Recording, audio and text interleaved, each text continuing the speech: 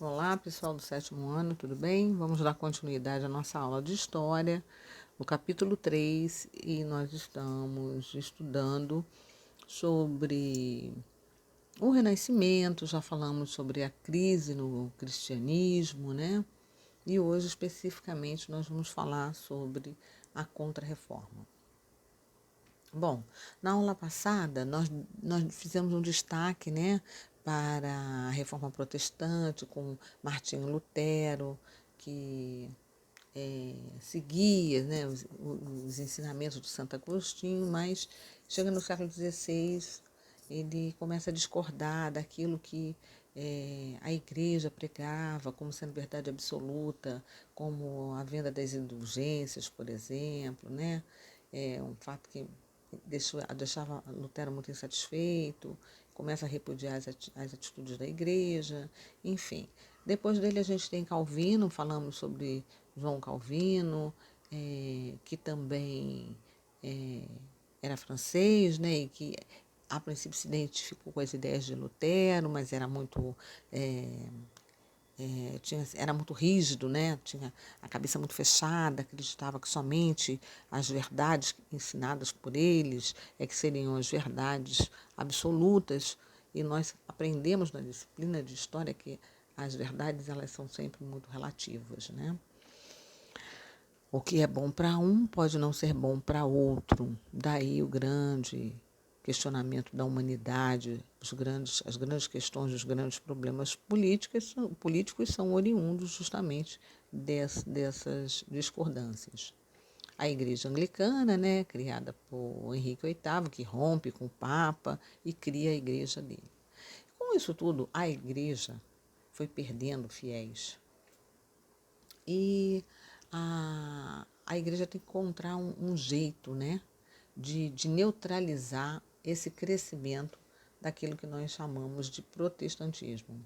Então, a Contra-Reforma, ela foi, na verdade, um conjunto de fatores ou de atitudes adotadas pela Igreja Católica para frear o crescimento do protestantismo.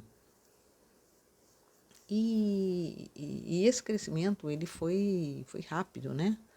Em 50 anos, de cada 10 habitantes da Europa, 4 já eram protestantes.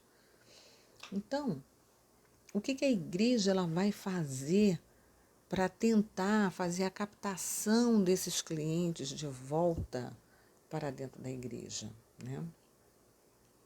Primeiro, eles vão fundar a Ordem dos Jesuítas no século XVI, em 1534. Então, Inácio de Loyola fundou a Companhia de Jesus, ou a Ordem dos Jesuítas, com um objetivo, converter as pessoas ao catolicismo, para que dessa forma ele pudesse impedir ou neutralizar o crescimento do protestantismo. Então, no Brasil, por exemplo, no Brasil colônia, os jesuítas que vieram para cá para catequizar o índio, né?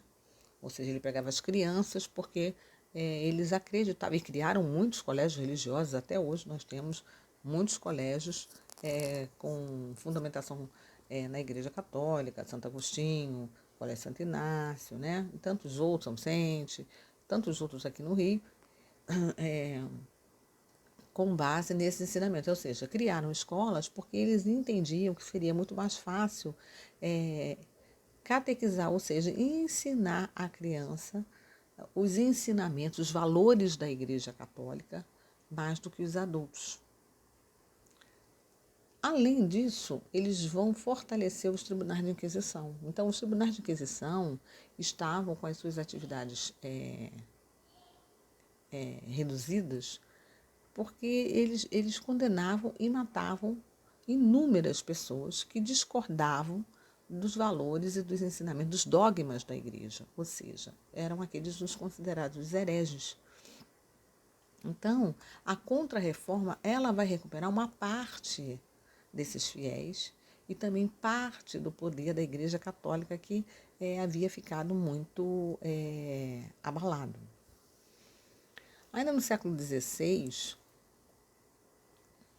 o número dos protestantes havia tido uma redução, né? Porque as pessoas tinham medo de ser acusadas de hereges, né? Ou seja, daqueles que discordavam dos valores, dos dogmas, dos princípios da Igreja Católica e serem condenados à morte pelos tribunais de Inquisição. Por quê? A corte, né, julgava, a igreja julgava, condenava, mas quem executava era o carrasco, não era o padre, não era o religioso, né, porque isso não pegaria bem para a igreja. Em 1572, em Paris, na França, né, mais de 20 mil protestantes foram mortos, massacrados por tropas católicas a mando do rei Carlos IX. E essa noite ficou conhecida como Noite de São Bartolomeu. Não havia liberdade religiosa, até porque era um regime monárquico, né? E na monarquia não existe esses princípios, esses valores que nós conhecemos no mundo contemporâneo como a democracia. Então, nós temos aqui linkado alguns personagens que de fato mudaram a história do mundo. Então, Lutero, né, que era um filósofo, por discordar das atitudes da igreja, ele cria a igreja luterana. E as pessoas que se identificavam com as suas ideias, né, foram chamadas de protestantes.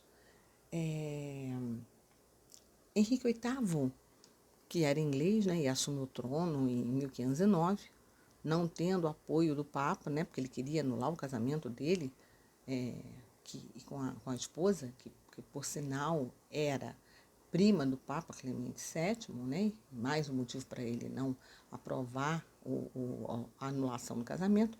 Ele vai e cria, a seu bel prazer, cria a igreja anglicana para poder se casar com Ana Bolena, que na verdade era uma dama da corte, da própria esposa de Henrique VIII.